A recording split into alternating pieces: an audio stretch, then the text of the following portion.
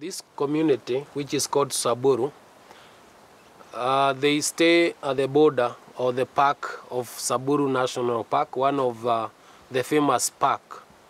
It's famous because of the different species where you cannot find them in other parks, like the gravy zebras and the reticulated giraffes.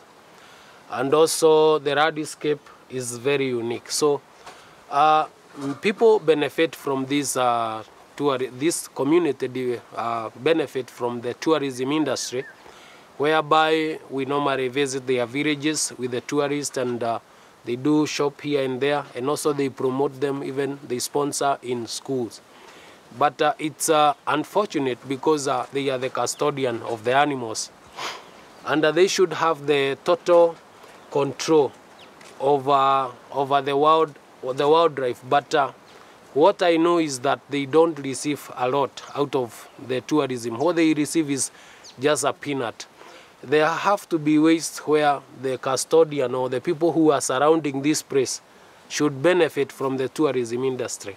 And I believe that steps and ways have to be looked upon that they benefit, because the tourists pay at the park $30 per person, and there are many tourists who visit the park.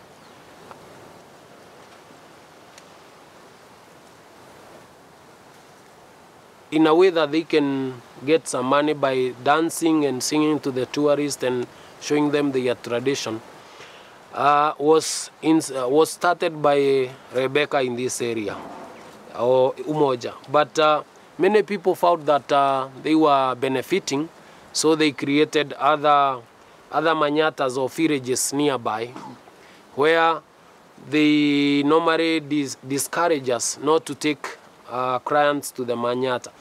They have built just a manyata just ahead the road which we used to come to the village. They have already built a manyata there, and when you are driving around, they are dressed as a Moran, and they just like broking you the load and telling you, you just come to our manyata, we'll give you a fair deal, such things. And so they normally discourage us not to go to there, because they say there are no Morans, meaning that they tell us, don't go there, there is no Moran to dance for the clients, you know, that is boring, is only for women, why should you go there? But most of us know the problems, and we normally visit them despite that. A man, when he is drunk, he can fight the woman because he has all the right to do anything to that woman. And another thing is a woman cannot say no to the man. If you argue with the man, then the man will definitely fight you or do harm to you.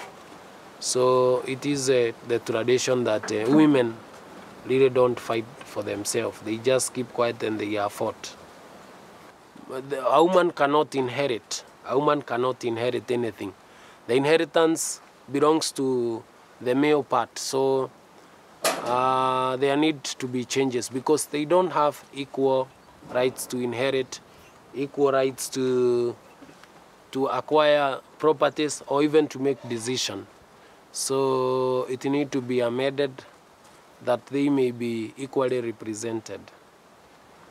The tradition here is a man can marry 4 or 5 wives. So he used them like a way, that is tradition, and he doesn't work. The boys take care of the sheep and the goats and all the livestock in the bush.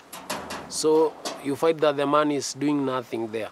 And also the woman is the one who takes care of the house, build the house, cook for the children, take care of the children. So it is traditionally that men really don't do a lot, but they are involved in decision making and also protecting the family. So the men also have a role they play in taking care of the family, like protecting the family and the man figure in the family.